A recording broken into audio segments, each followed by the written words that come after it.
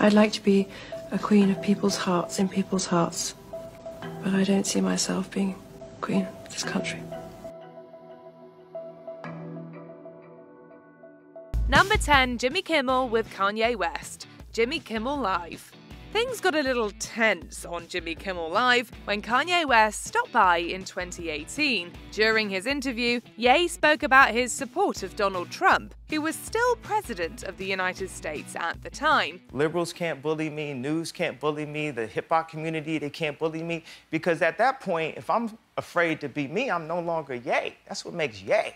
And I actually quite enjoy when people actually are mad at me. The rapper defended his political ideologies despite the controversy surrounding Trump. However, he was thrown a massive curveball when Kimmel mentioned his famous comment about former President of the United States, George W. Bush. You so famously and so powerfully said George Bush doesn't care about black people. It makes me wonder what makes you think that Donald Trump does, or any people at all. At a loss for words, the rapper looked stumped. Kimmel offered to cut to a commercial while he collected his thoughts, which only made the already awkward exchange even more uncomfortable. I want to prove that you can get fat, you can say the wrong things, you can piss a whole and you city can be off. president of the United States.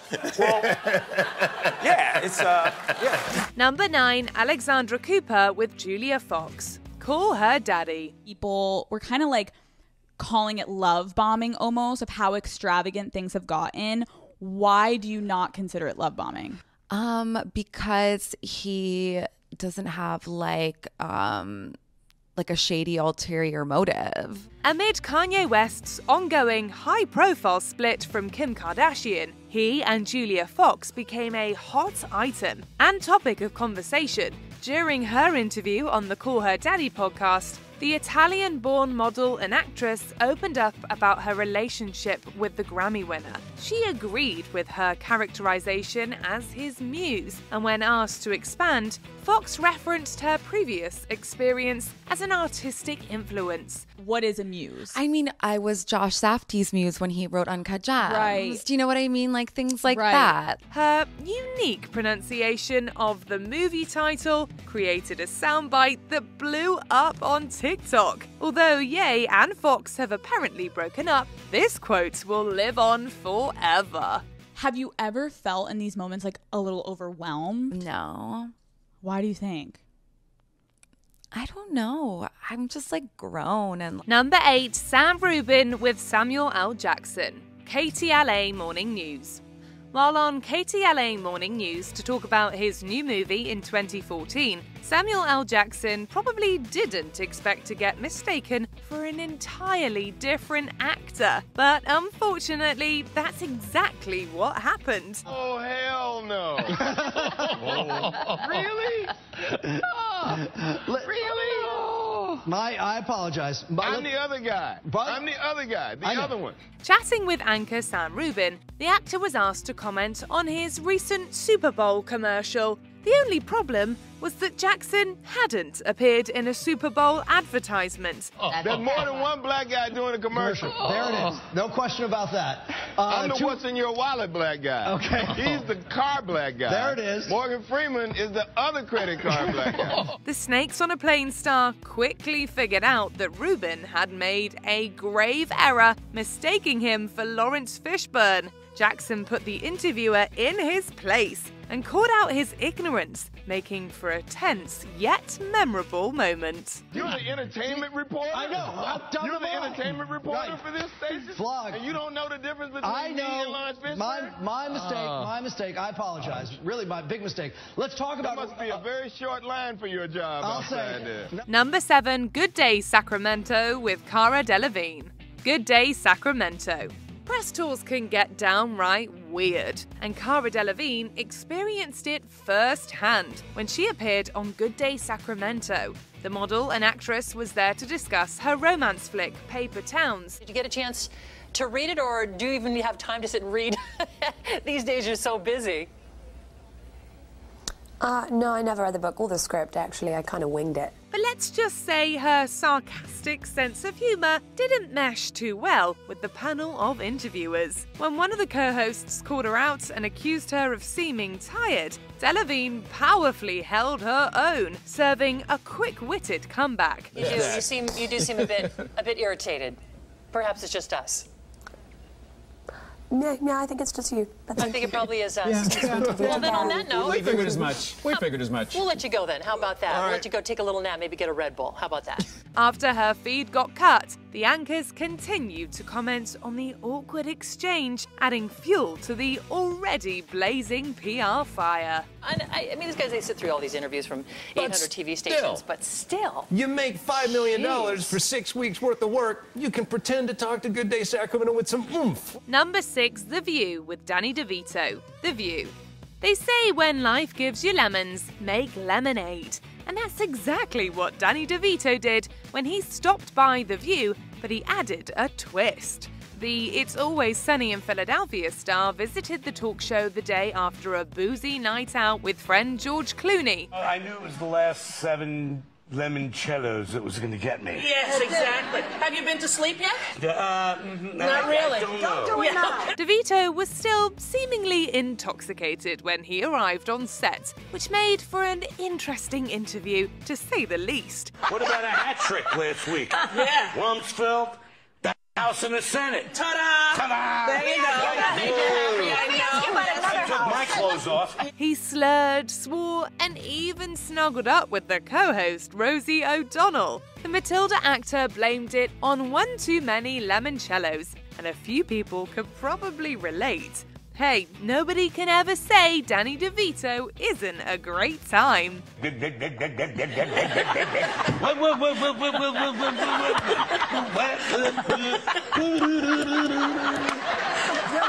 Number 5, Oprah Winfrey with Prince Harry and Meghan Markle. Oprah with Meghan and Harry.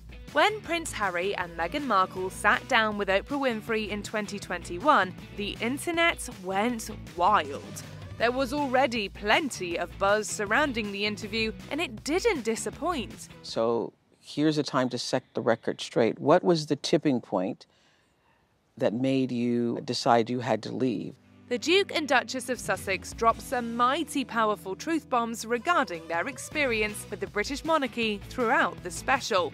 Everything from their departure to allegations of racism was addressed. Hold up. There's Stop several right now. There's several conversations. There's a about conversation with you, with Harry, about how dark your baby is going to be?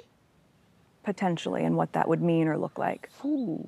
Even Oprah Winfrey herself was taken aback by some of their revelations. While the tension was palpable, the couple maintained a united front, showing the world that, despite everything they had endured, their marriage was stronger than ever. So your story with the prince does have a happy ending? It does. Yeah. Yeah.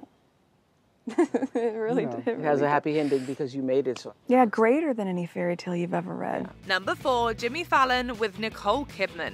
The Tonight Show starring Jimmy Fallon. Jimmy Fallon was thrown for a loop when Nicole Kidman joined him for an interview in 2015. During their conversation on The Tonight Show, the Oscar-winning actress told a story about how a friend set her and Jimmy up years earlier. So Rick, our mutual friend, says, you know, Jimmy wants to meet you and you can go over to his apartment and da-da-da-da, and I'm single, and I'm like, okay, yeah, cool. Wait, what? However, Fallon didn't understand the assignment, completely missed the fact that it had the potential to be something romantic. Kidman confessed that the SNL alum barely spoke and played video games during their not-so-romantic tryst. So I go over, though, and you're there in a baseball cap and, like, nothing, just like... I had brie cheese! And you wouldn't talk. You didn't say anything. You were like, hey, Things worked out for the best, and the two are happily married to other people. But that didn't make this story any less embarrassing for Fallon, or any less amusing for the audience. Well, Doctor, I remember it like it was yesterday.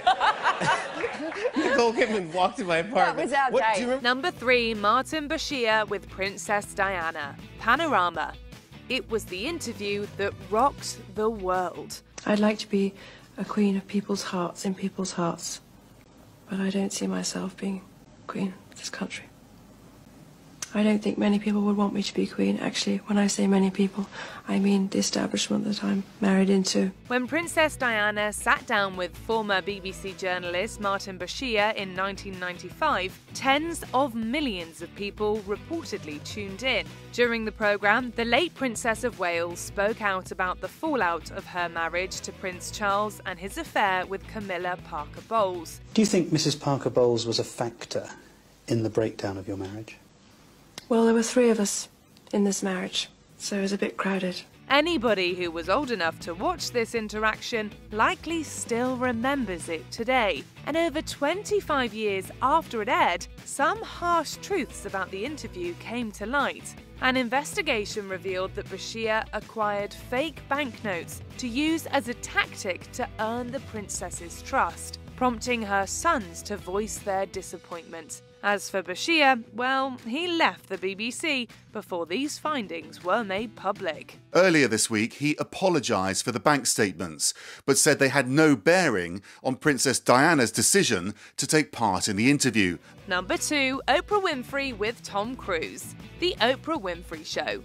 For better or for worse, love has been said to make people do questionable things. But Tom Cruise's infamous couch jumping instance was truly something else. I go, what has happened to you? What has happened to you?